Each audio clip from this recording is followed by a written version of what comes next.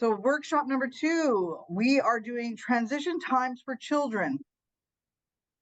And participants will learn ideas and tips for transitioning children of all ages. Many ideas will be provided when included and planned, which include planned activities.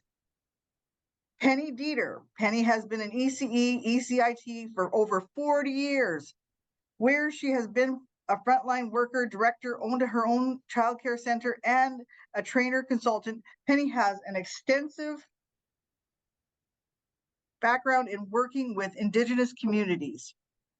So, and with this, she will give you a transition box examples and show you some demonstrations and support transitions with infant, toddlers, preschoolers, and school-age children. So, all my relations, Penny Deeter, welcome to BC Access Conference. We're so happy to have you. Thank you, everybody. Good morning, everyone. I understand we have about 260 people on our call today, and I just want you to know that is absolutely awesome. I, first of all, would like to acknowledge and thank the Society for letting me join them and be part of this conference. It would have been great to be live, but sometimes things don't always work the way they're supposed to, right? So here we are. So I'm just going to I think I got introduced. I own a company called Early Learning, and what I do is online training. I've been in childcare for a very long time. I don't like to do the numbers anymore because it kind of reminds me that I'm getting older. So everything that I bring here for you today is based on my own experiences of what I've done in the past.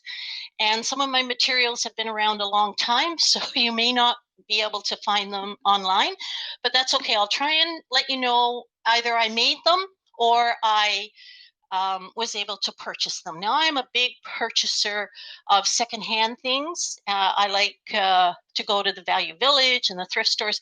One, because it's just really fun to do that. And two, because you find some really, really cool stuff. So I'd like to start off today just to let you know. I'm just going to put the chats on. Hopefully, if you have any questions, I'll be able to answer them as we go along. I don't know if I can do all of them, but I'll try my best. Okay, so this is called Transition Times with small children. And there are handouts coming. I just want to let you know, so you can take notes if that's your learning style. If not, you can just sit back and relax and learn as we go along. Okay, so the first thing we're going to do is talk a bit about what is a transition. So if you'd like to speak, I think there's a hand that goes up. So see if we can get you engaged a little bit. So what do you think it means when we have a transition in childcare?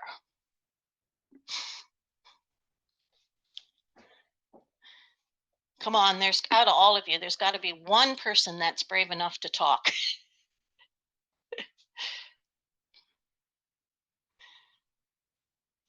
Hello? Nobody? Transition from kindergarten to, or from like daycare to kindergarten? That is one transitions. I'm talking about transitions in the playroom. So when we have our day organized, and say our daycare starts at 7 o'clock in the morning and closes at 5:30, or it could be a preschool or a Head Start program, and you have a routine that you follow, correct? Yes? So Penny, you can see that there's a number of comments in the chat. So moving from one area to another in the center, moving from lunch to nap, cleanup, outside arrival, free play to snack time, group time to snack.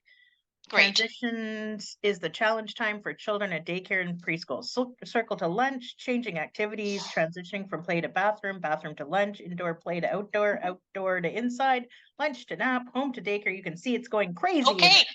Yeah, great. Okay, wonderful. I think everybody knows what a transition is. How many of you feel like transitions can be really difficult, they can be challenging, they can be chaotic? You can either put a yes or a no in there, and then we can get, oh, I already got someone. Yes, yes. Yes, yes, yes. Yes. Okay, so I am going to show you how to make your life so much. Oh, look at lots of yeses.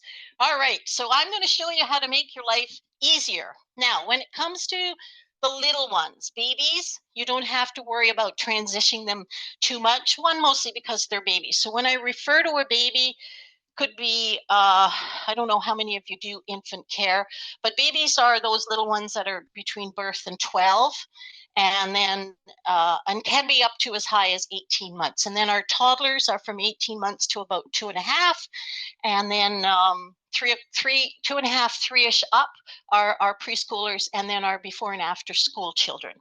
So first of all, when we're moving children in a group setting, first of all, there's a couple of things that I want to emphasize. One, don't move the whole entire group at once, because that causes chaos.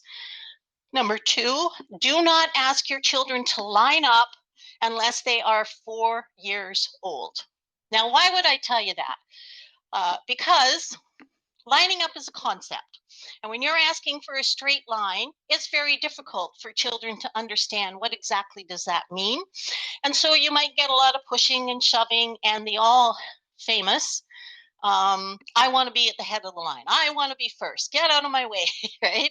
So it's not the best of choices to have children line up. Thirdly, when children line up, they get bored very quickly, and they start doing things they're not supposed to be, and now you've got the chaos. So you want to make sure, now this is in your handouts, these things that I'm going to list out for you. So you want to make sure, first of all, your transitions are fun. Second of all, they're smooth. Make sure they're positive. Always make sure you're giving clear instructions of what you want. So the younger the child, the less language, right? And the older the child, the more language. Or you also want to look at your children developmentally. Where are they developmentally? Because you may have a 3-year-old that has the language skills of a 2-year-old. So you're going to interact with that child in that way. Make sure that you have planned your transition ahead of time, and I'm going to show you how to do that. No waiting, absolutely no waiting without something to do. So they're either got something in their hands, this is the children, not you, or they've got some kind of something going on, story, music, whatever it is. Make sure that you always stick to your daily routine. Children tell time by your routines.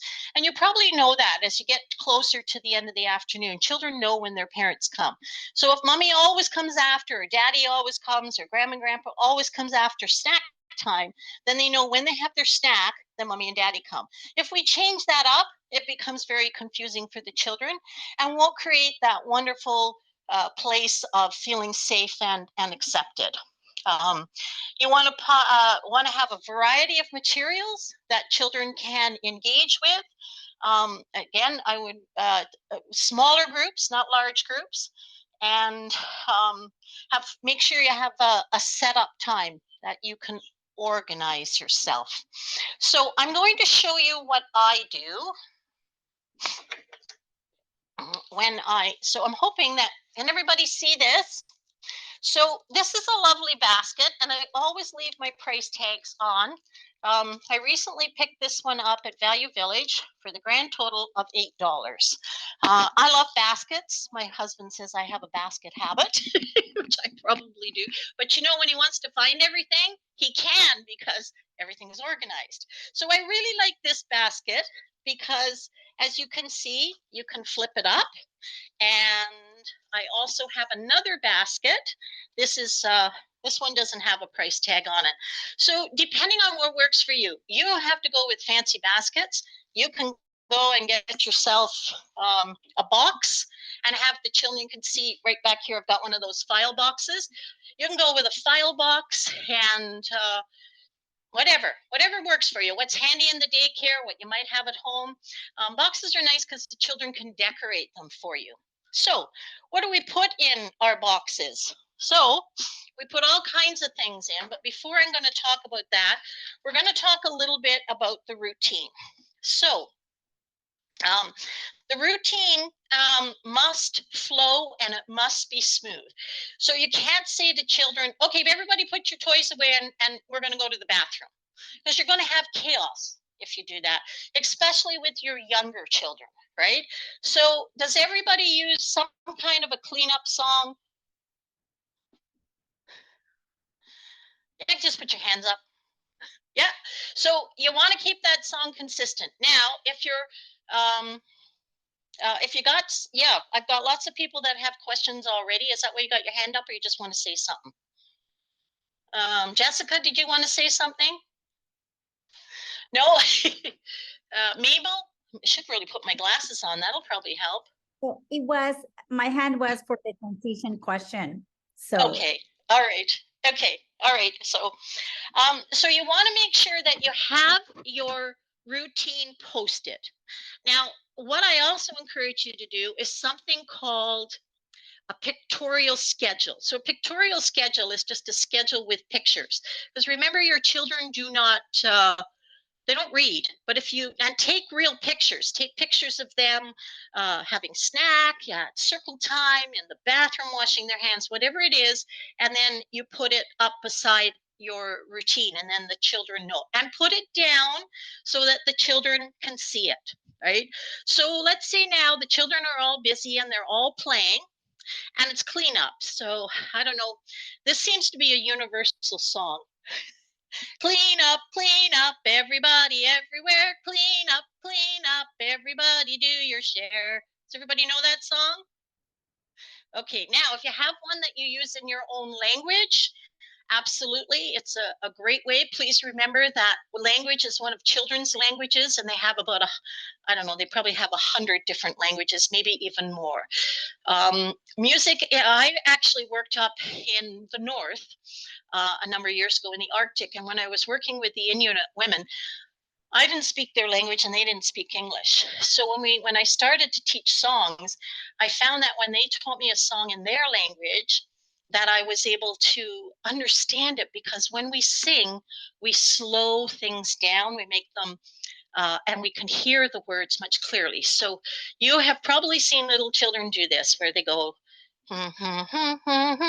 star, wonder, are. Right? Children will sing like that because that's what they hear. They'll hum the tune and sing it. So always have the same consistent song. Now, when children are cleaning up, making sure that you're assisting them and encouraging them and really helping them. I like to have buckets for the little ones so they can put their toys in, or buckets off the shelf. And again, you want to make sure that all your things on your shelves are labeled not only with words, but with pictures. So again, the children can see where everything fits or where it's supposed to go. Makes cleanup much, much easier. So now you've got your children and they're starting to clean up. Now you're going to have one teacher. I hope most of you work with at least 2 teachers in the playroom. If you work by yourself, hope then you have a small group. I would, so it may not be as challenging.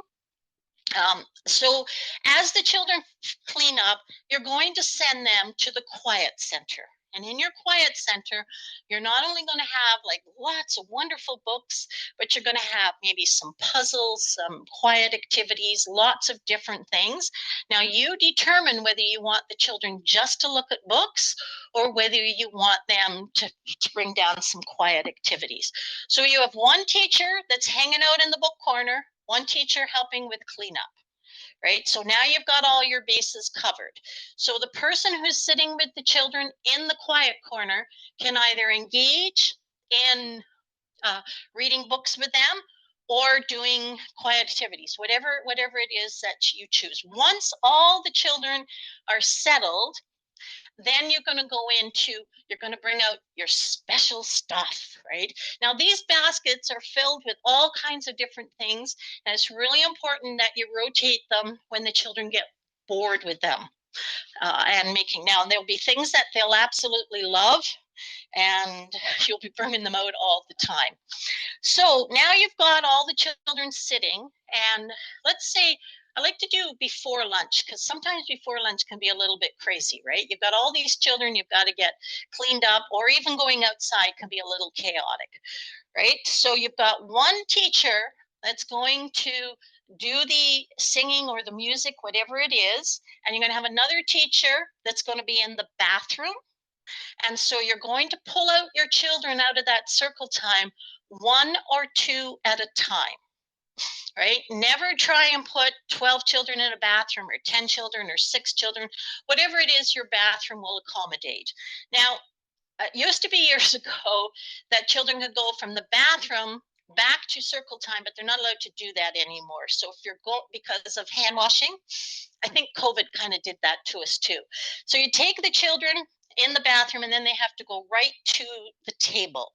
Now, if you've only got 2 children, this can be a little bit tricky, right? Because if you have a whole bunch of toddlers, you don't want them sitting for too long. Now, I always recommend if you have a toddler room and you've got 12 toddlers, that at lunchtime you actually have a 3rd teacher in there, if it's possible to do that. And please remember that I work, and we all should, I work above and beyond regulations, childcare regulations.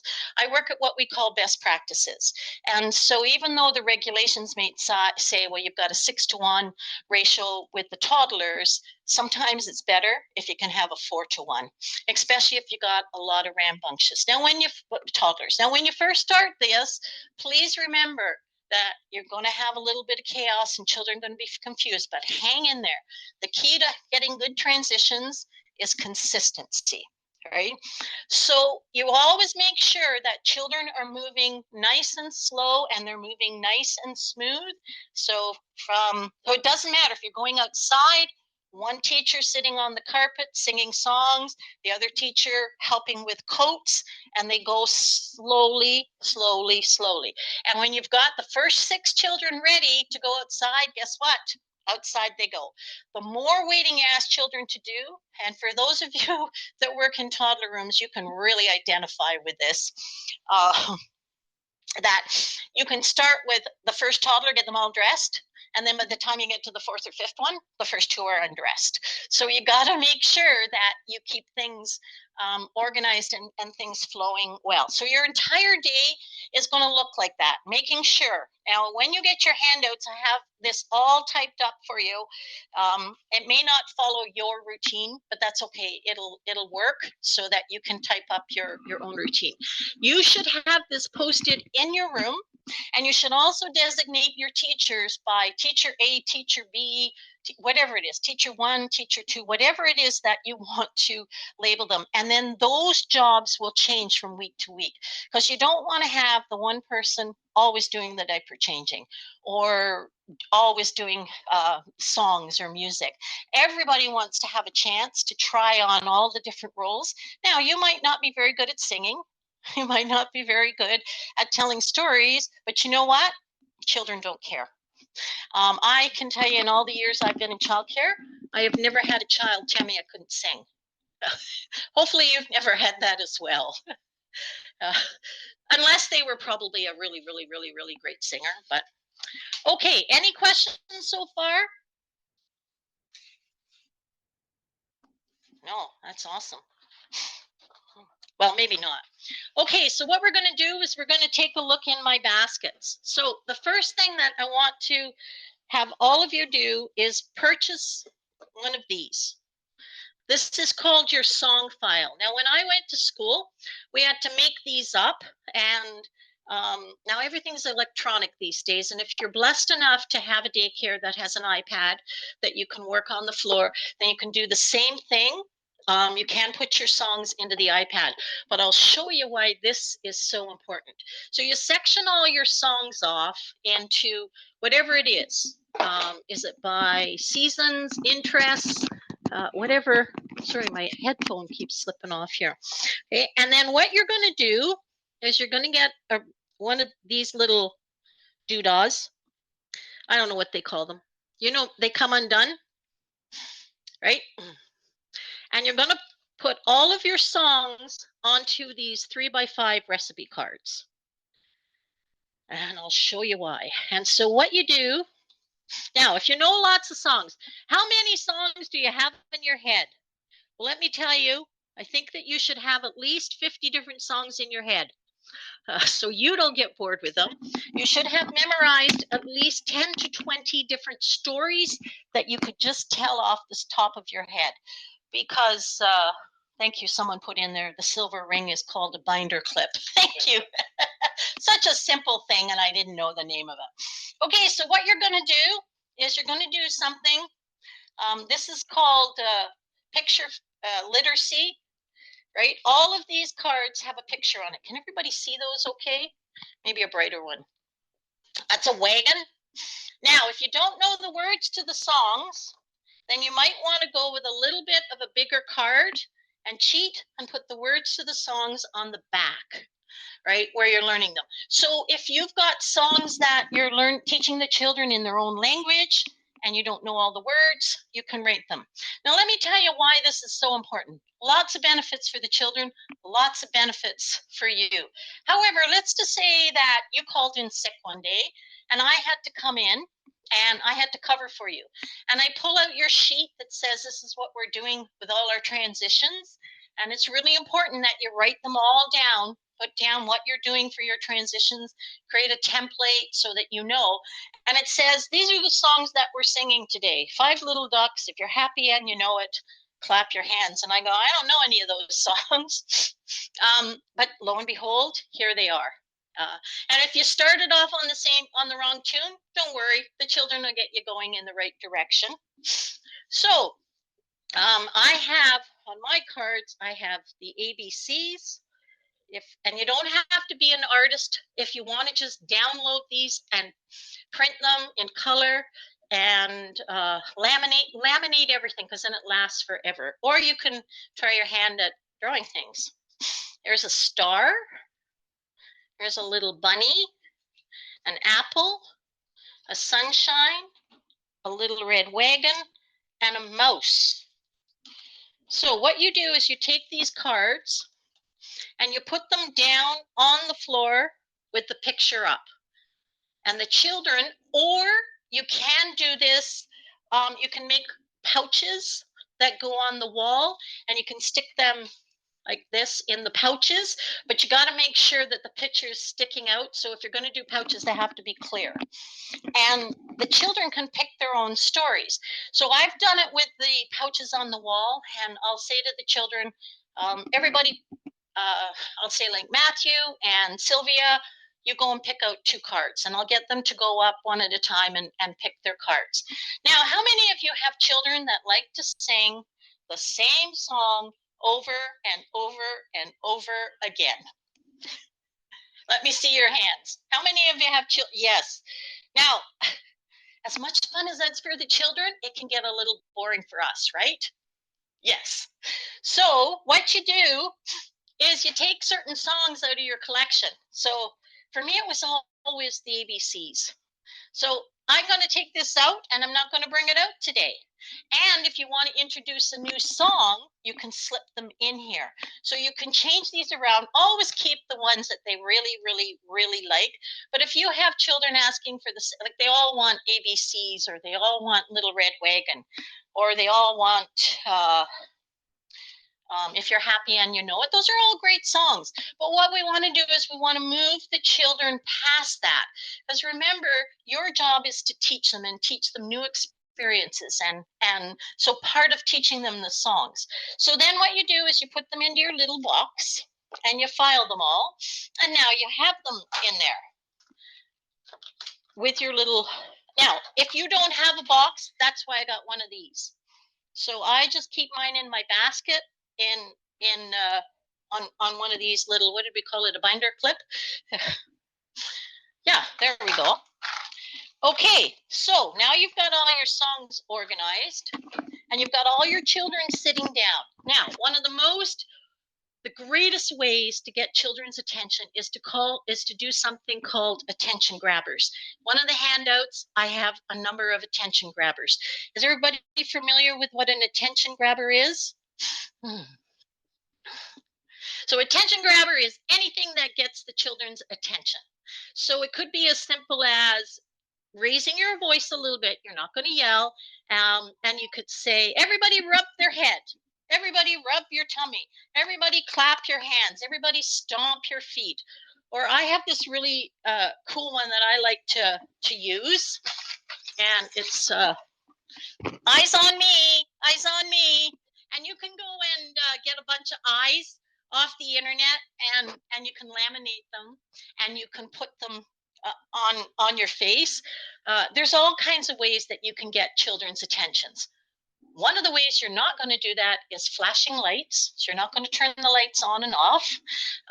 You're not going to make any loud noises to get children's attention. Actually, the quieter you are, the more that the children will respond. Oh, like somebody put on here, baby shark. Yeah, that always gets their attention, doesn't it? Or does anybody remember the gummy bear song? Gummy, gummy, gummy bears. That was quite a while ago. All the children were completely addicted to that. Okay, so now you've got your basket. So let's say today you decide that you want to do activities with the children. So again, you got to set and be organized depending on the age of your children. Bubble wrap, cheap to come by. Make sure I am a collector of stuff. When I was teaching in childcare, I drove my husband crazy because I had stuff everywhere. But before you throw it out, always say, I wonder what I could do with this. Now, you're not going to give this to the children because you know what they're going to do, right? They're going to stick it on their face and on their friend's face. So you're going to tape this to the floor. And it's a great little activity for because you have to have a lot of strength to pop these, so it's great for fine motor skills, gross motor skills if they want to jump on them. So you could have that set up, or you could have these are for your older children, not toddlers.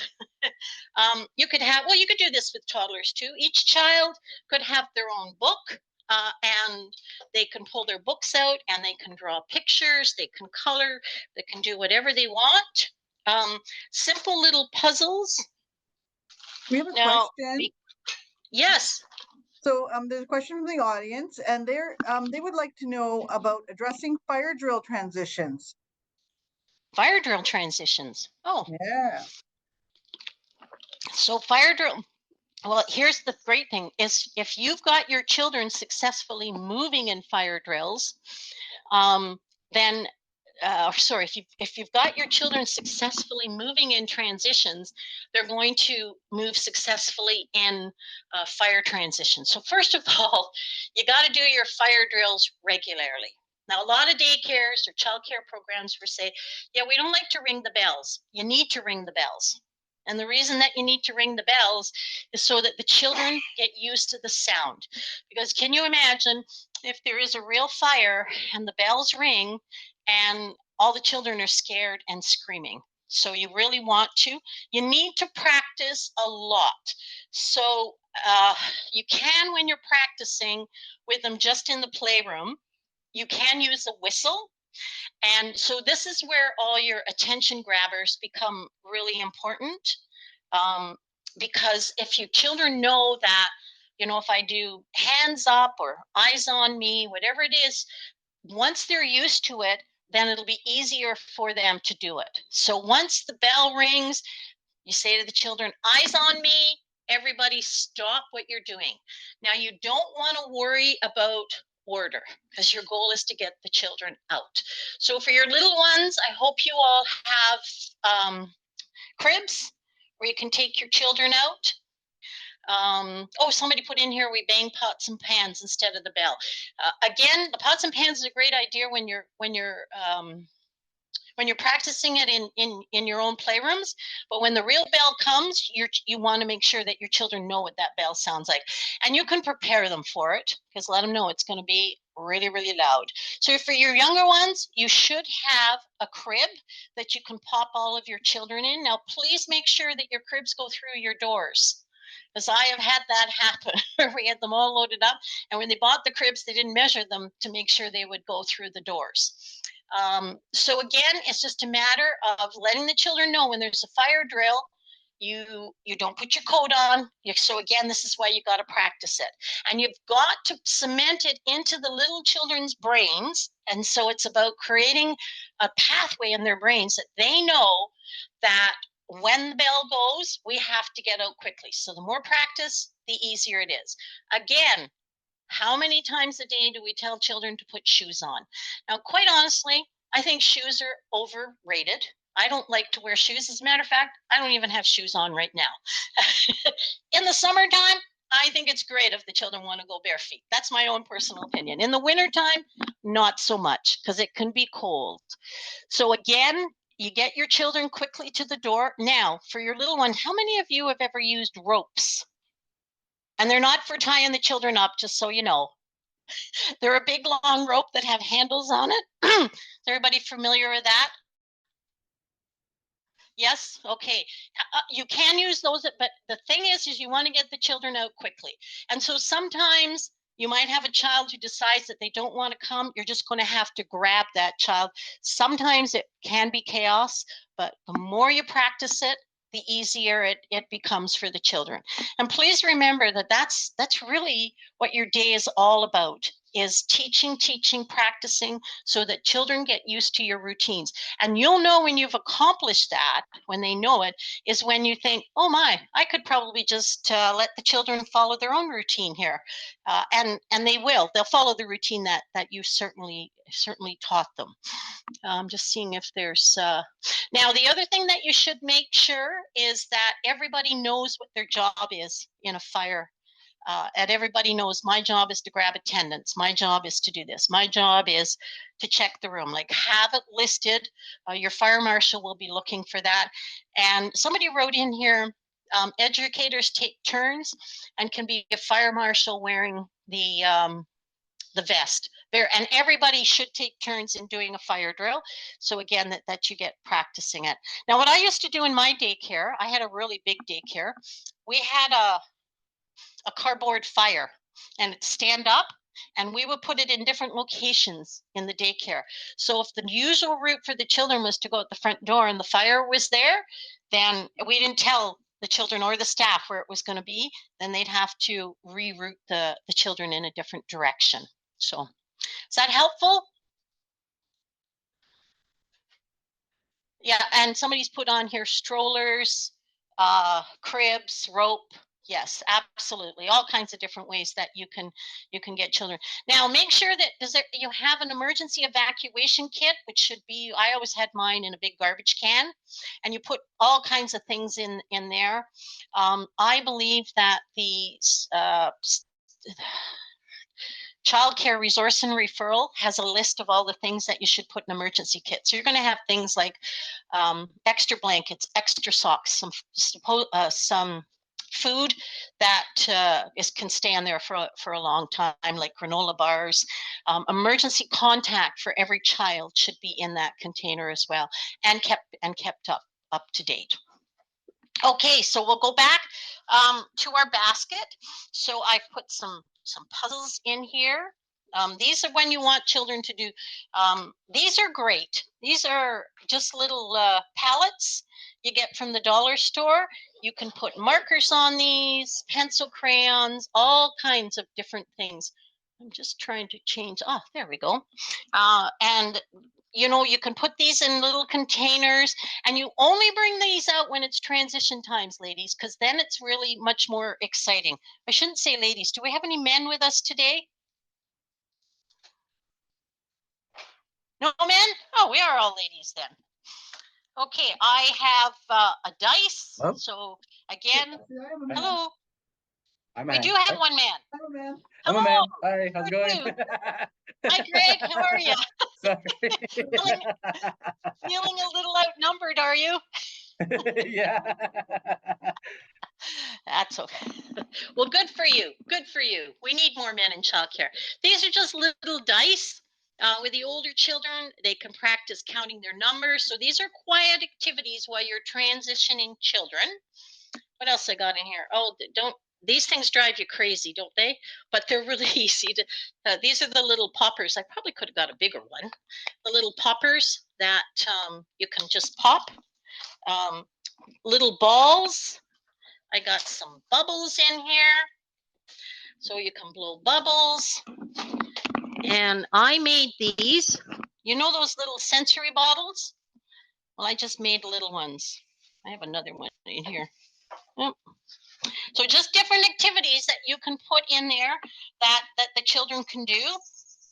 Here's the rest of the little. So there you go. I think you can see that one better. It's got just oil and water in. So these aren't those great big ones. You can just buy these, think in the dollar store. How many of you are way, way, way up north where you don't have a lot of resources? So do we have anybody on the conference today that are, does everybody have a store close by or places that they can buy things? Oh, somebody said I use, well, lots of ideas on here. I can't keep up with them all. So if you don't have resources, then you guess what you're going to do? You get to make your own stuff. What I have done in the past is I have had staff meetings, and at staff meetings, we quickly go over the stuff we have to, and then we gather and we make things. Now, I would like to share with you one of my stories from my travels. So I was very blessed. I got to go to Iqaluit. Does everybody know where Iqaluit is? It's in the Northwest Territories, about an hour and a half from Ottawa by bush plane. So you have to go up on a little tiny, tiny bush plane. It's on Baffin Island. It is the capital of Nunavut. I was also in a community called Pangerton. Iqaluit is a little bit more commercialized, I guess is the best way to say it. But when I was in Pangerton, I'm completely isolated. Well, you are completely isolated, but I was immersed very much in the culture. So I had 7 students in my classroom, and so we were talking about transition times. So a lot of the things that we use, they call us Southerners. So a lot of the stuff that the Southerners use in childcare, they can't transfer up there, right? Because they don't have elephants in their language. So we couldn't do 5 little or 1 elephant went out to play. We couldn't do monkeys because they don't have that in their language. And in order to put a new word into language, it's quite a lengthy process. It has to go before the elders and they have to approve it, and it can take some time to do that. So we decided that we would change some of the songs, keep the tune, but add in some things that were more appropriate. So instead of having 5 little monkeys jumping on the bed, one fell off and bumped his head, guess what we used? Kind of animals. 5 little walruses jumping on an igloo. We came up with all kinds of stuff. 5 little whales, all kinds of different things. We just picked animals and we made up our own songs, and the students did this as well. They built their repertoire and they wrote them in their own languages so that they could sing them to the children. So one of the things that I wanted to show you, I took this up. I was quite naive, I'd like you to know, when I first went up there, because I'd never been introduced to Inuit culture before. And of course, I bring this out. This is a sheet that has been very well used and very well loved. And I think you can see that it's got a spider web up there. Well, guess what they don't have in the Arctic? They don't have spiders. So I'm singing a song about spiders, and they're like, well, we don't have spiders up here. Now, not that you don't want to introduce children to different things, but so what we did was we took sheets and we put igloos on it, piles of snow, inuksuks, all different kinds of things that were very related. But I'm just going to show you this one. So what you do is you take this sheet, you just go to the thrift store, you buy a sheet, take some black marker, and you make yourself a web. And then you take your web and you lay it on the ground, and have the children sit around the web. And the children can get very creative with that. So who knows a song that uses a web?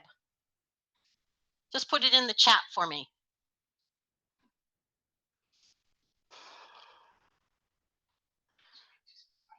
Oh, look at that. My husband's got it. He's sitting back in here. He's like, how about Itsy Bitsy Spider? Okay.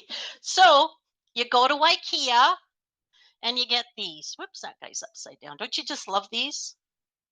And if you don't have an IKEA, you can order these online, or you could make them. These are little spiders. So you can give, now the secret to keeping toddlers still is giving them things that they can put in their hands. So everyone gets a little spider, and we're all sitting around the web, and the children can get up now because the sheet's quite large, and they can walk in a group or in groups of 3, whatever works best for you, and sing the song. The itsy bitsy spider went up the water spout. Down came the rain and washed the spider out. Out came the sun and dried up all the rain. And the itsy bitsy spider went up the spout again. That's great. Now, I want everybody to unmute themselves. Everybody take yourself off mute. I unmuted it. All right, There we go. We're going to hear. Hello. We're going to hear lots of noise. Okay. Everyone has to stop talking. We're all going to sing together. You ready? We're going to sing the Itsy Bitsy Spider. Itsy Bitsy Spider.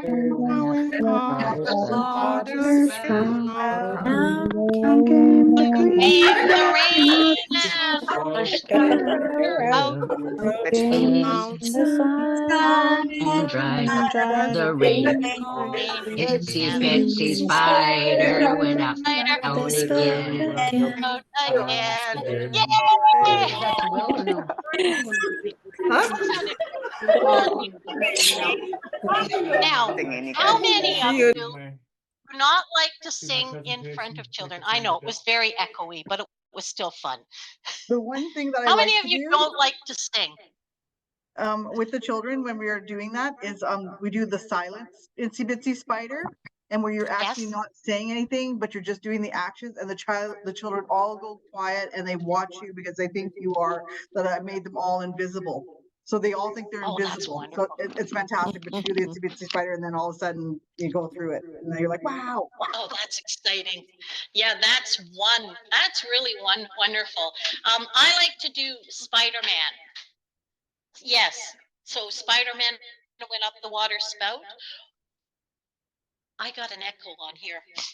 I can hear myself. So some people have put on here, I only sing Penny, with you've children. been muted somehow. Can you unmute yourself? Yeah, can everybody unmute themselves? Or mute yourselves. There, that's better. Some people wrote, I like to sing with children. In front of the children, I'm fine. In front of teachers. But you got to remember, ladies, you're going to have parents people. I've still got an echo. Someone still got their, oh, that's better. Thank you. You have to sing. It's part of your job. And you're going to have licensing officers come and go. You're going to have parents come and go. And you may even have students who are learning from you. So lots of practice so you can get comfortable with it. And just learn your songs. And remember, your children do not care if you cannot sing. It's all about having fun. So I was watching some people when they're doing that. Some people were like really animated and they were really getting into it. That's the children that pick up. That's the stuff kids pick up. 95% of your body language they read before your language. So they watch you to see what you're doing. They don't always hear you, but they do see what it is you were doing. Now, IKEA also sells this big dude. I've had a lot of children scared of this little guy. So be careful that, but he's a pretty cool spider. Now you can also, this is an old song, so I don't know if everybody might know this song. I recently found these little guys at IKEA. Now I think somebody did, I'm 9 hours away from a store, so it takes a lot of planning for buying. I can see that being a problem. I think that's why when you can make your own, I come from a generation we didn't have Scholar's Choice. We didn't have Wintergreen. We had to make all our own stuff. So it's wonderful if you can just gather together as a staff. It's really great for team building and make things.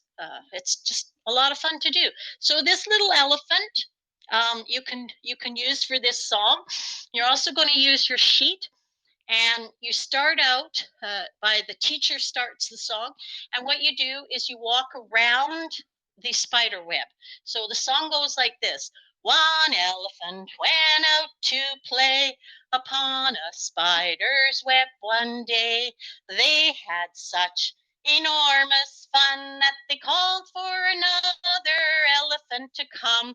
And then what you do is you go and you choose a child to come and join you. Right? And make sure that you choose all the children. Hopefully you don't have a huge group like 24 children, but if you do. And now there's some children who might not want to come, and that's perfectly okay. So now there's 2 of us here. Sing the song again, and then invite. And so those 2 children invite 2 children. Now you have 4. Those 4 children invite 4 children, like, and so on and so on. Wasn't that a commercial once years ago? I can't remember. So great. The sheet you can use for lots and lots of, and you don't have to get fancy. With my students, we used to, when I was working up north, every Friday was sewing day. And some of you might be blessed to maybe not have your programs open on Fridays. So this is a time that you can build things and create things. We invited the elders to come and help us. And I have to tell you, I had students who did not even know they could sew. They didn't know how creative they were. So is everybody familiar with the song, The Caterpillar? It's not a song, it's a story. On the first day, the caterpillar ate cake. Does everybody know that? Well, they made a polar bear on the first day. So we made a great big head of a polar bear, and he had a big mouth on him. And the students sewed all the little animals, and she decorated them with embroidery. It was just absolutely gorgeous. And so on the first day, on the Monday, he ate a seal. On the second day, he ate a fish. Goes through all the days of the week, gets to Sunday, and on Sunday, he ate a man. Now, that might be, I don't know if that shocks you, but it sure as heck did shock me when we first wrote that. But then I came to learn that children in the Arctic do their first kill when they're 2 years old. So they go hunting and they're learn gun safety. And one of the things that we had to introduce into our program was to bring guns in. Now, very controversial subject, I'd like you to know, but I was very open to the idea because this is part of their culture. And I recently was up in a little community called Anzac, which is just south of Fort McMurray. And all of the families there are hunters. They all live off the land. And so again, we introduced guns into the playroom. Now, the elders are responsible for teaching the children how to use their guns. So the women, the elder women, made these beautiful animals like ravens and whales, and we had them in our block center and our dramatic center, and the children could go hunting. We had dog sleds. We had all kinds of wonderful things for the children that could relate to their everyday life because that's how they lived. And the rule was that if you pointed a gun at a child or a teacher, like a human being, you had to call an elder. And the elder came right away and talked to the child about it. And I was quite surprised. Never once in the 2 months that I was there did we ever have to call an elder. The children just grew up around guns, and so they knew and they understood. So it was a way to really bring in the culture is by making things. Because I can honestly tell you, when I was in the Arctic, we couldn't find any books that were in Inuktitut that were related to culture. So we made a lot of our own books so that the children could have these rich resources. And I think when I look at all the resources that we have out there for First Nations children, there's not a lot. Here you go. There's a business for somebody. Someone can do that. I'm not going to do that, but somebody can. Okay. So in my second basket, I wanted to show you this little, I'm always looking for things. Sorry. So I found these at a toy store. So they're little, can you guys see those? Where is my camera? Can everyone see they're little tiny, tiny bears. And there's little tiny beds that come with the bears. And so again, do not put your things in plastic like I have them. Put them in pouches. Again, you can make a lot of these pouches. If anybody has a sewing machine, you can just whip them up and put a drawstring in them. And you can put them in. Now, these are also great for transitioning to bedtime. So you could make up, let's say you have 12 children in your room. You make up 24 of these little bags and you pop the little activity in the bag. And when you set out the beds, so remember, you always want to be one step ahead of your children. You're not putting out beds when children are waiting for their beds. The beds are already put out. So when they go from the table to wash their hands, and then they go right to their beds. You have a book and a little bag. So what I like to do with books is just have a big basket of special books for the children. So they can go and pull them out and sit quietly on their beds, and they can also pick out a little activity that they can play with. So you can make up all different kinds of things. It's amazing what you could put in there. You just have to think creatively. Or Pinterest. Just go on Pinterest and they'll give you 3 million ideas. I wish I'd had Pinterest when I was first teaching, right? We had to go with books. We all had a lot of books. Or now, having props for your younger children or even the older children, enjoy them. So this is a turtle. It's actually for the bathtub. It's got suctions on it. And these are little frogs. So again, you can have props to go with all of your songs. So how many people know a song about a frog? The Hungry Caterpillar, thank you. Anybody know a song about a frog? Oh, look at this. Someone wrote in here, they learned how to play a ukulele. 5 green and speckled frogs. There you go, 5 green and speckled frogs. Okay, my frogs don't have speckles on them, but you can put speckles on them. So again, every single child gets a frog, right? Now with your toddlers, they're not. You can just bring out a basket, a big bowl for all your children, but your toddlers are going to play this very differently than your preschoolers do. It could be a piece of paper cut out, because in the song the frogs jump into the pool, so this is going to be the pool or a bowl, whatever it is that you want to make it, right? So I'm going to sing the song for you. 5 green and speckled frogs sat on a speckled log, eating some most delicious bugs. Yum, yum! One jumped into the pool where it was nice and cool. Now there are only 4 green speckled frogs. So what the children do is one child will put them in here. Now with the toddlers, guess what they do? They all put them in here. And that's okay. And even if your older children do that as well. So they all go in, the toddlers have all put 12 frogs in here, let's say, or 6, or ever how many children. And then what you do is you invite one child to come and get the basket and hand them out again. So what are you doing? You're teaching children how to share, how to take turns, how to listen, how to wait for what it is. And you start the song all over again. And you can, with the toddlers, they'll sing it over and over and over again. Now, anybody know any songs about turtles?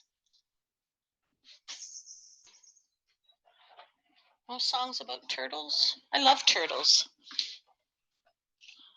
And you'll notice what,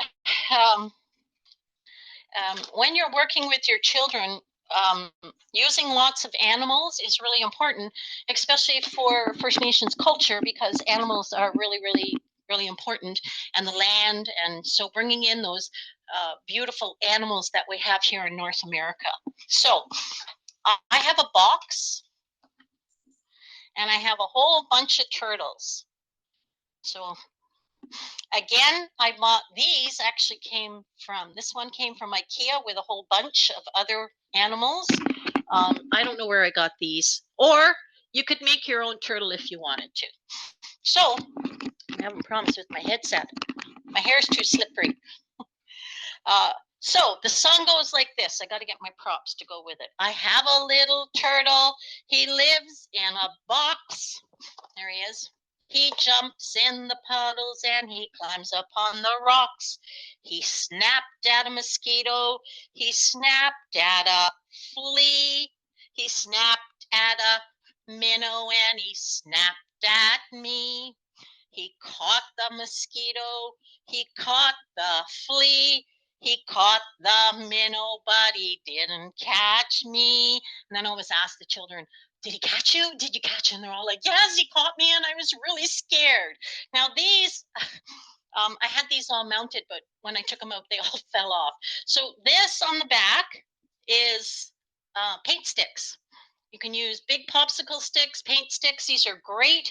Again, you don't have to get fancy. You just print them off the internet. That's why you got to have a good printer when you work in childcare. Doesn't have to be colored. You can always color them, laminate them, and stick them on. So, and every child could have their own box, so you can make boxes with them. Whatever, especially if you've got children that are interested in turtles. So there you go. I got to move all my stuff. So carrying on with using popsicle sticks, here is another idea for you. And you can take any story, any children's story, and you can turn it into props. Get to know him and get to know me. Somebody unmuted. Oh, Tiny Tim, you're right. I have a little monkey. His name is Tiny Tim. I put him in the bathtub to see if he could swim. He drank up all the water. He ate up all the soap. And every time he talks, there's a bubble in his throat. Pop, pop. There's another turtle song. You girls are all starting, everyone's starting to look a little bit sleepy.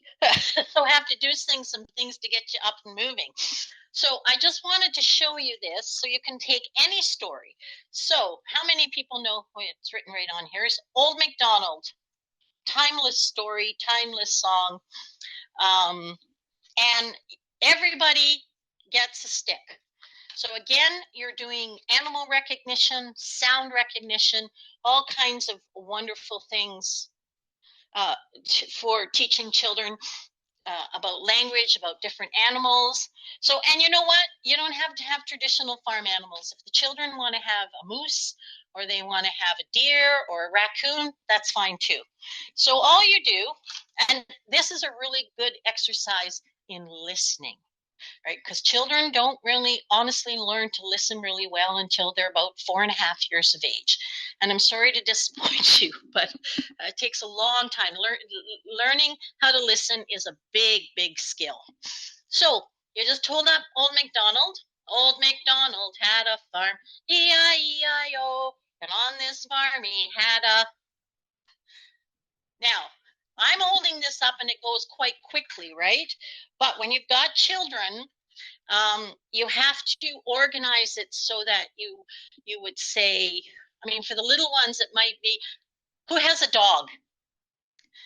And go through all the animals so that they know what animals. So hopefully that child would say, dog, with a woof woof here and a woof woof there, here a woof, there a woof, everywhere a woof woof. Old MacDonald had a farm, E-I-E-I-O. And then you can go through all your animals. I got a cat, a horse,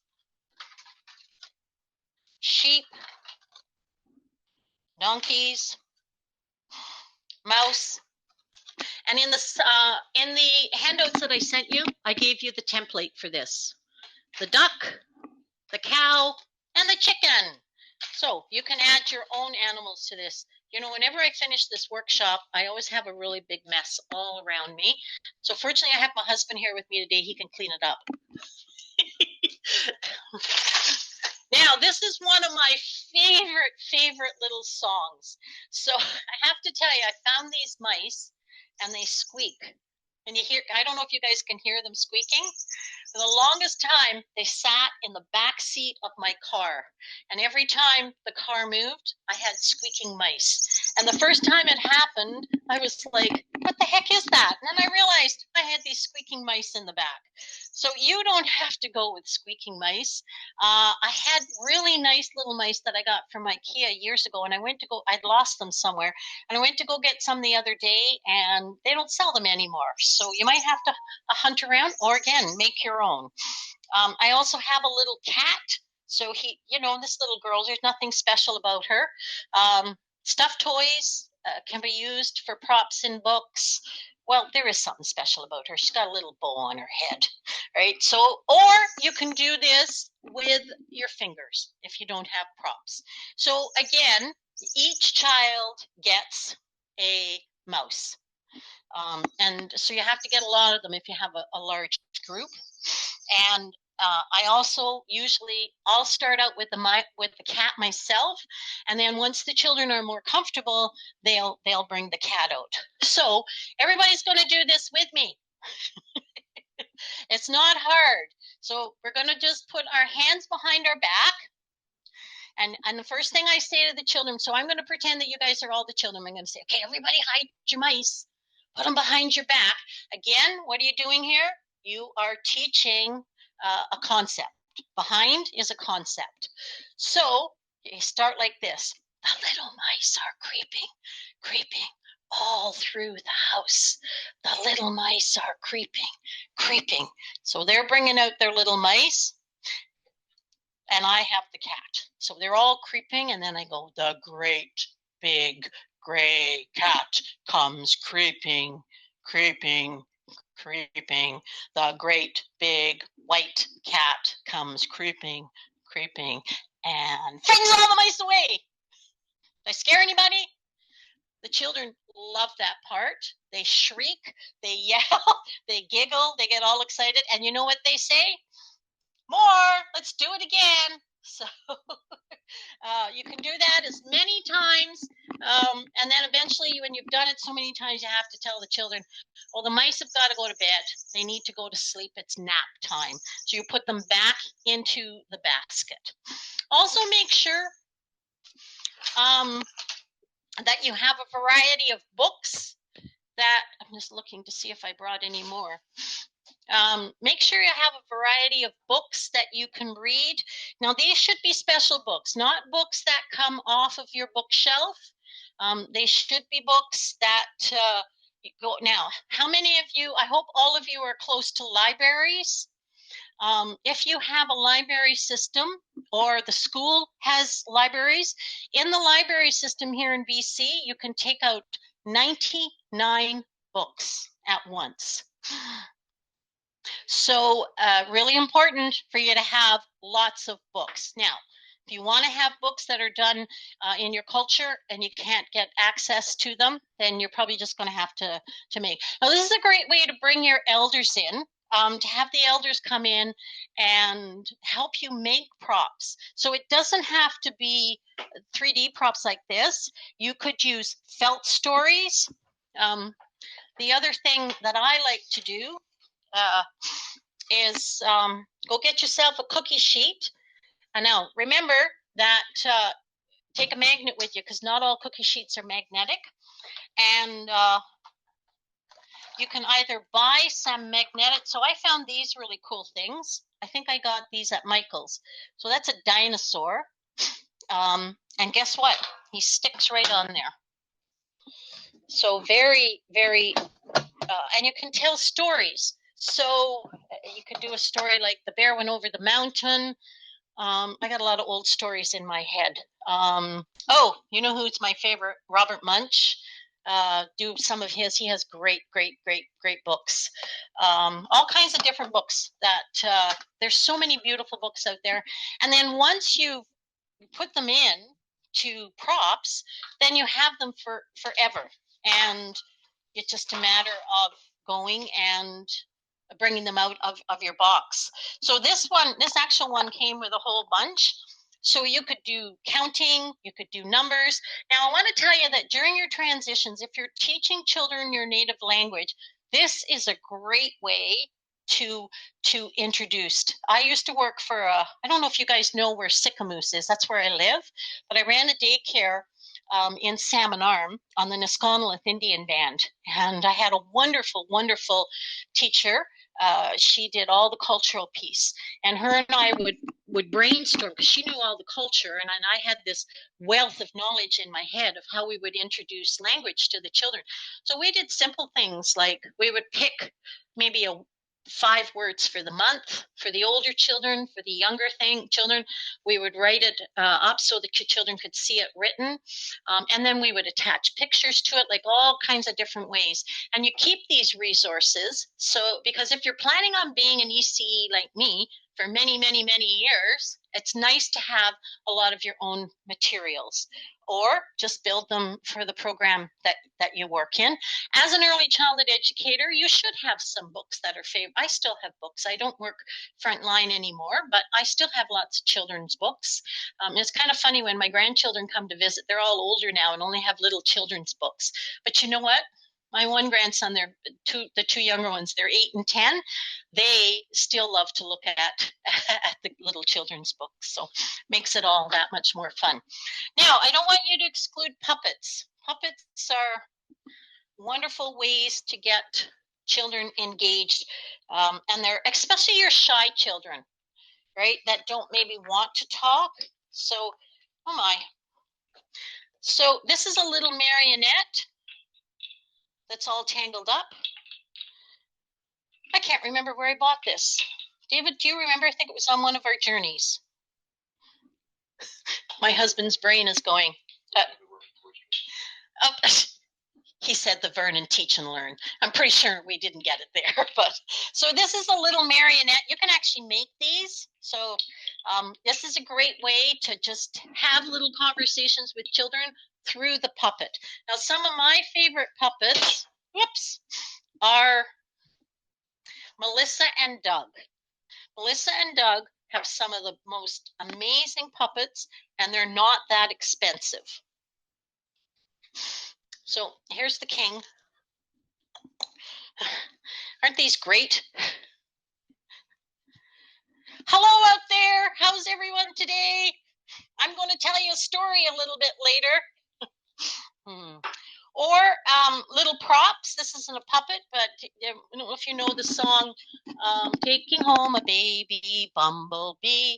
Won't my mommy be so proud of me? So again, you can attach.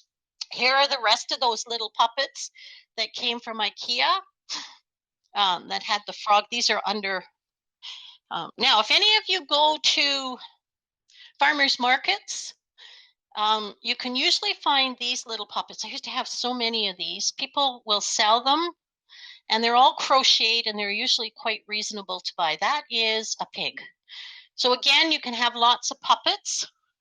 Now, I want to show you. So this is years ago when I first worked in childcare. You could buy these everywhere. Nowadays, you can't find them. So this is a really cool puppet. My husband found this one for me at the bargain. It was in the bargain bin at Winners. So see, I got him really well trained, don't I, to pick up stuff for me. So does everybody know the story of the three bears? And even though this story has been around a very, very, very long time, I think it's still a great story. Now, I have a song that goes with this, and you will receive the words to this, but I'm going to do it for you. So once upon a time in a nursery rhyme, there were three bears. 1, 2, 3. One was the mama bear, one was the wee bear, one was the mama bear, one was the papa bear, and one was the wee bear.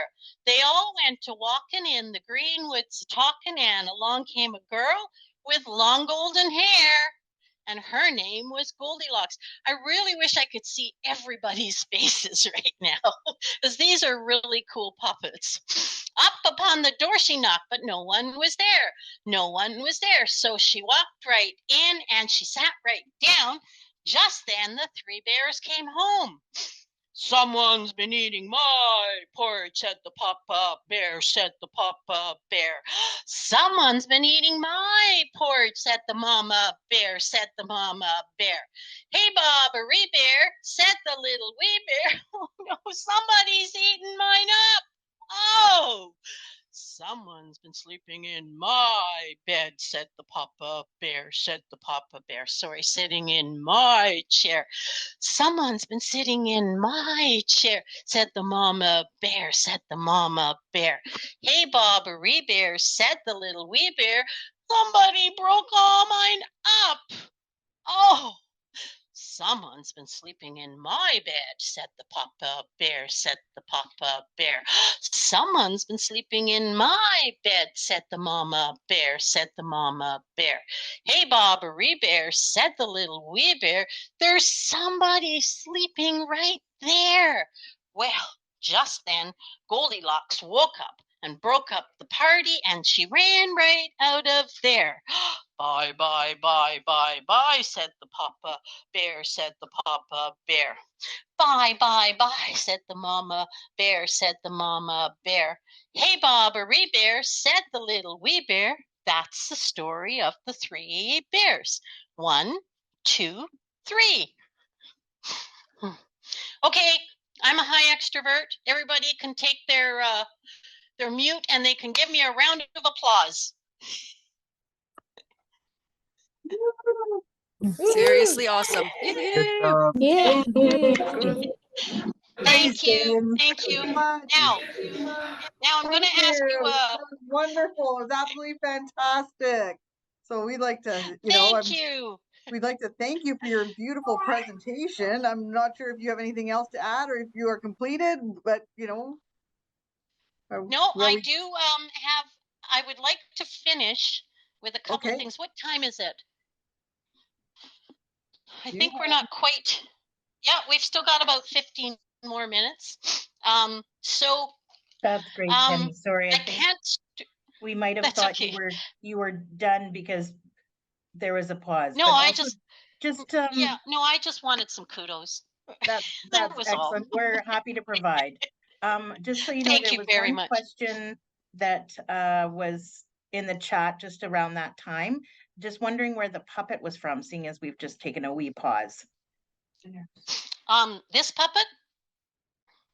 Yeah, sorry, Winners, I realized found it by mistake. Yeah, found it by mistake in a winner's clearance bin.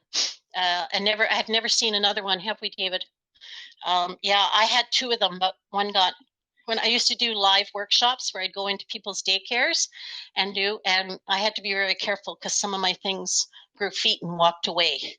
Got that. I wonder if you might just even take a photo when, we'll be working on putting together like a condensed version of the handouts that we can send out. I wonder if you can just take a wee pit. I mean, it'll be in the recording, but maybe like just a couple of pictures, and then people might be able to figure out a way to put their own together, something like that. Yeah. If you certainly can sew, this is not hard. You could take a screenshot of this too, but this recording will be available afterwards. And I mean, you don't have to do it in this much detail. Whoever did this did a really, really nice job on it. And I've had this bear, 20 years, David? Yeah, a long time. Now, this is another one that's really cool. I know an old lady who swallowed a fly. Years ago when I worked in Alberta, they used to give you money to buy this kind of stuff, like a lot of money, a couple of $1,000s a year for each ECE, which was wonderful. And so we went crazy and all of us bought things that you wouldn't ordinarily buy, right? Because they're so expensive. So the children love this. This is the old lady who swallowed the fly. This is her stomach. And then I'm missing a few pieces, but I don't know where they went. Anyways, they have these little things so I know an old lady who swallowed a fly. I don't know why she swallowed a fly. Perhaps she'll die. Now, if you don't want to use the word die, you can use the word cry. It's completely up to you. I'm okay with the word die. I don't have a spider. So you give out all the little ones and they stick it in here. And then it goes, I know an old lady who swallowed a spider that wiggled and jiggled and tickled inside her. She swallowed the spider to catch the fly. I don't know why she swallowed the fly. Perhaps she'll die. So this keeps going on, and it goes all the way up to a horse. No, an old lady who swallowed a horse. The original song was She's Dead, of course. You can decide how you want that to end. But I'm going to do this backwards for you. She swallowed the horse to catch the cow. She swallowed the cow to catch the dog. Swallowed the dog to catch the cat. Swallowed the cat to catch the spider that wiggled and jiggled and tickled inside her. She swallowed the spider to catch the fly. I don't know why she swallowed the fly. Perhaps she'll die. You know, I'm thinking that I sound pretty good on here on singing. I think I might just take up the career of singing children's songs. After a while, you do get really good at it. I can sing all kinds of children's songs on key because I've sang them for so many years. But asked me to sing a song I didn't know, I'd probably be off key. So I want to share with you how important storytelling is with children. And I want to give you an example. When I first started my career going around and teaching, I actually volunteered to do story time so I could build clientele. And I did a lot of stories, and I realized I really love telling stories. And one of my mentors has certainly been Robert Munch over the years. Now, I can't even come close to Robert Munch, but well, you know what? I think I can come pretty close to him. So it's really important that you are engaging. You want to be fun. Soon as you're fun, the children will love you. So you know if you're doing it right when you come into work in the morning and the children come rushing in and go, oh, Miss Penny's here, Miss Penny's here, Miss Penny's here, right? And they give you lots of hugs and kisses. That means that you have created really strong relationships with your children. And that's what you want to do. That's what it's all about, right? So by stepping into their world of play, which is what you're doing, and you become childlike. So I can tell you that, I'm up there in years. I don't always like to tell my age, but my husband will testify for you that I have never grown up. And I never have any intentions, because children have so much fun in their world that I think that we forget how important it is for us to play. So using my puppets, I am going to tell one of the very first stories that Robert Munch put out. And it's called The Paper Bag Princess. Now, I just realized I forgot my princess. Oh, I shouldn't tell you that. Okay, the old lady. No, the bear is going to be the princess. That will make Goldilocks the princess. So, once upon a time, and I don't tell the story just like Robert Munch does. I kind of make it my own. And again, the children don't know what the story is, right? And again, this will really encourage lots of language with your children. You can put these props out and get the children to tell their own stories using the props, and it's always quite funny. So this is Ronald, and this is the princess. And what am I talking about? I said I didn't have a princess. Okay, so Ronald and I can't remember the princess's name. Penelope. Oh, we're going to call her Penelope. Ronald and Penelope live in a big castle, and they have all these beautiful, fancy clothes, and they have fancy food, and they just live this wonderful life. And Ronald was so excited because Penelope and Ronald were going to get married. So they were sitting one day, sunning on the balcony, talking about their wedding plans, when along came a dragon. It's a two-headed dragon at that. The dragon came down, and with his great fire, he whoosh, whoosh, and he flew all around. He flew all around, and he flew all around. He burnt down the castle. He burnt down the trees. He burnt down everything. And then he swooped down, and he grabbed Ronald, and he took Ronald away. And poor Penelope, oops, wrong puppet. You see, it's okay to make mistakes. Poor Penelope, all of her beautiful clothes got burnt off. And she had no clothes, and she was completely naked. Now, this is the part where the children really giggle, because, you know, she lost all her clothes. And these are not easy clothes to get off.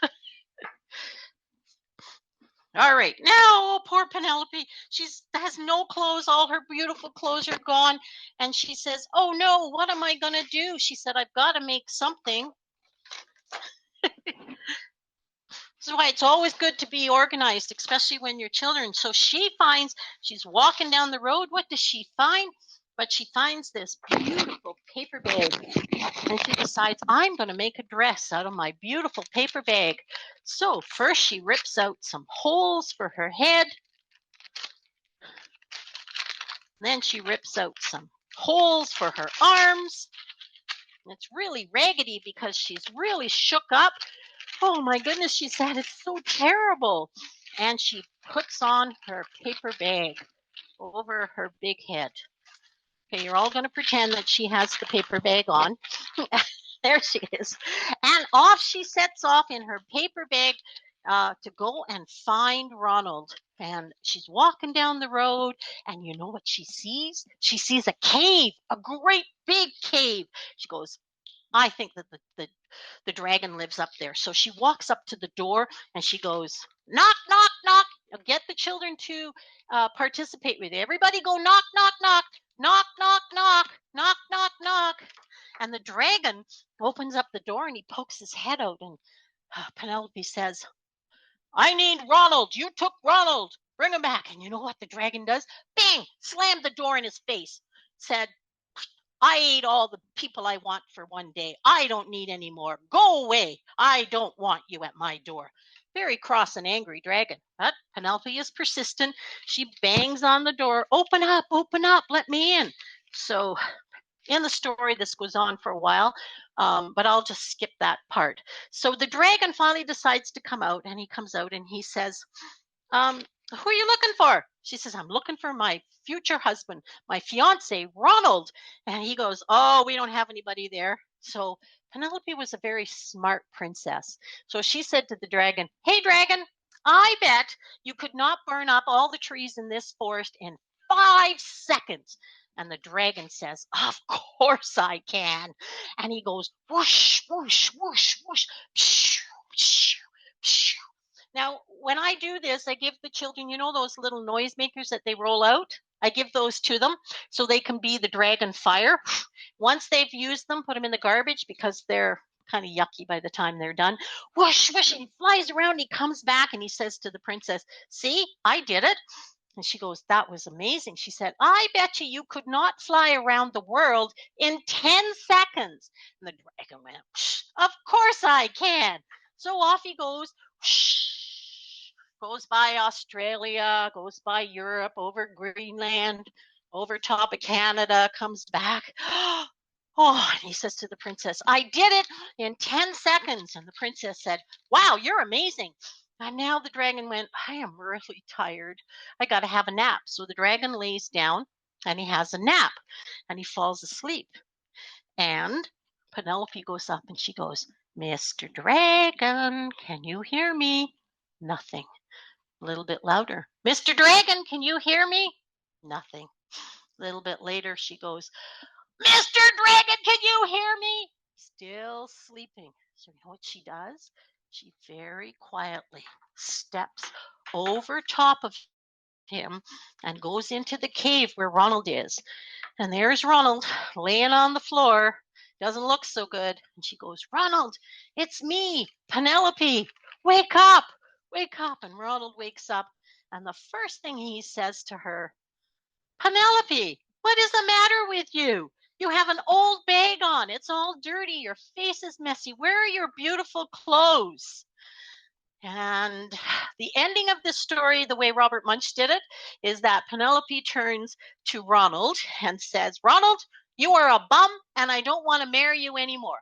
So you can decide how you want that story to end.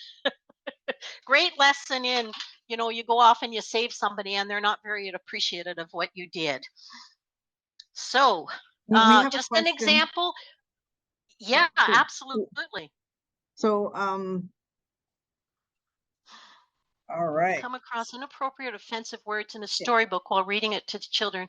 Okay, so this is a really good example, ladies, of why you look at all your material. So the question is, what should our approach be? Oops.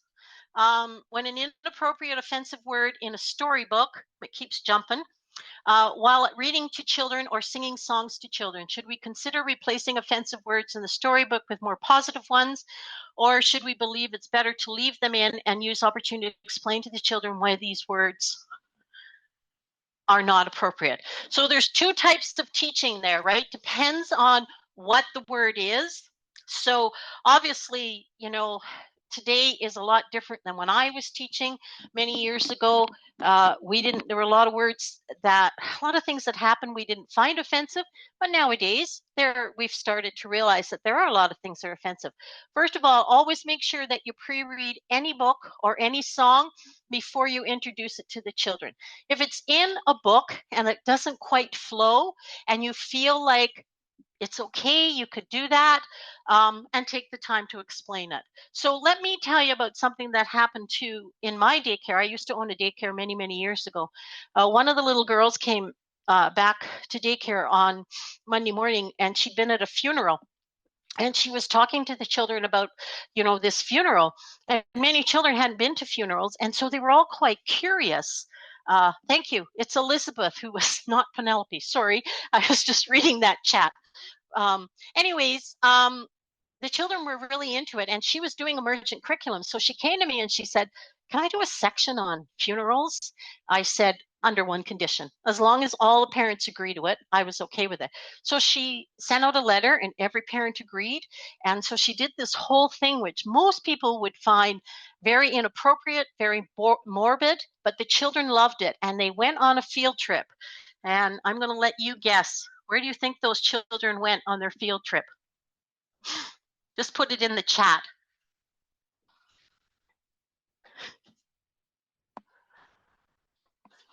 I wonder why this thing keeps jumping. Cemetery. That would have been a graveyard. No, actually, they went to a funeral home. And you know what the children did when they got in the room where all the caskets were? They thought those would be really cool to climb in, and then they thought they would be even cooler to take them back and use them for nap time. So something that we might see inappropriate was actually very appropriate for the children because it took a lot of the stigma away from what a funeral is. So we don't want to protect our children from everything, but I also want you to know that it's really important that you want to be respectful, to parents' values and beliefs in what they believe in. So, I think about I had a little boy that used to love to dress up in the little pink dress, and his father was horrified, did not want me to allow him to do that. And so we must respect that. Okay, I've got a little bit of time for questions. Ow, fucker. Ow. I have no idea what that was. Okay, here we go. Let's see. The items. When you bring a basket to the children, do you always give one the same thing? Always give one of the same things for the children if we have enough? Or do you give some books, puzzles, or other things if you don't have many? Would you show us how you bring a basket, talk to children, and give out toys? Thank you so much. So again, your children. You're not going to have as many resources that I have maybe. So you want to start small. So for your toddlers, the props in the hands are the keys to keeping them on the floor. The other thing that you want to do, keeping their bums on the floor, is make little pillows for your toddlers. Not all children understand personal space, and mostly toddlers. And so they know that they can sit on that little pillow. And so you have to decide, because your children. I try very hard to gather enough supplies. So maybe all you do is you start off with with some of these, and maybe all your props, and the children can hold it. Now make sure that you have these well put together, because the children will take them apart. Like tape on the back is probably not going to work. And I tried a hot glue gun. It didn't work either. So you can be as creative as you want or not. So hopefully that was helpful. Any other questions?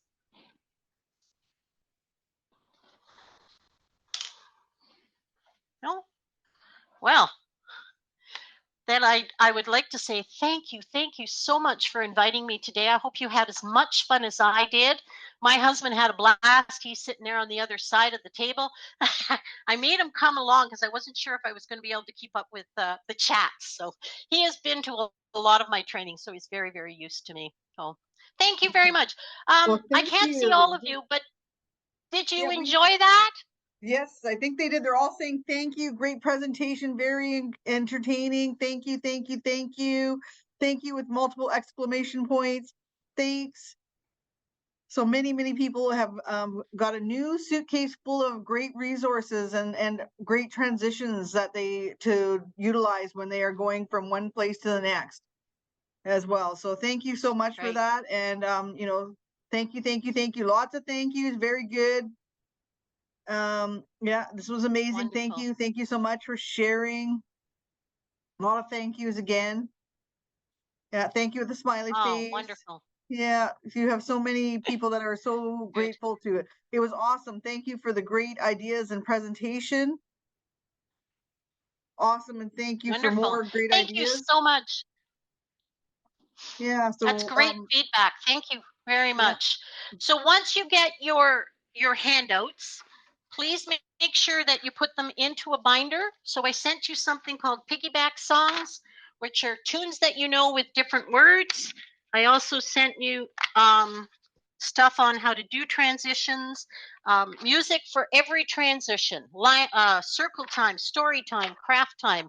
They're all in there for you. And just a little handout with lots of different songs that are in there, and copies of Mother Goose songs, especially for your babies. Babies love Mother Goose songs. So thank you. This was really fun. I enjoyed it. And I'm looking forward to coming again to the conference in February. For real life and presentation and hopefully, in person, I hope. Yay! Yeah, it makes it easier. And if you're in a leadership position and you haven't signed up yet, I'm doing the leadership training on October the 6th. And I know the last time I checked, there were about 40 people in that course. So you might want to hurry. Yeah, get registered for that leadership course as well, because that's so grateful. I'm grateful that you're doing that for us at the BC Aboriginal Child Care Society, because we have had a lot of inquiries about it. And thank you for that great presentation that you gave us. And we are so thankful, and we are thankful for your owl. Just so people understand what's going on and why she's flickering back and forth, is she has an owl. So that's what. That's what it is. Yeah. Oh, I got it. Owl goes back and forth, follows you wherever you go. If your arms move, it'll move with you. Yes, I have one sitting on the desk here beside me, but my husband, and we just bought it and he couldn't figure it out. So hopefully next time if I do anything online, it'll move with me. Yeah. But thank you. Thanks, everybody. So everybody take a nice 15-minute break and then come back for our next presentation.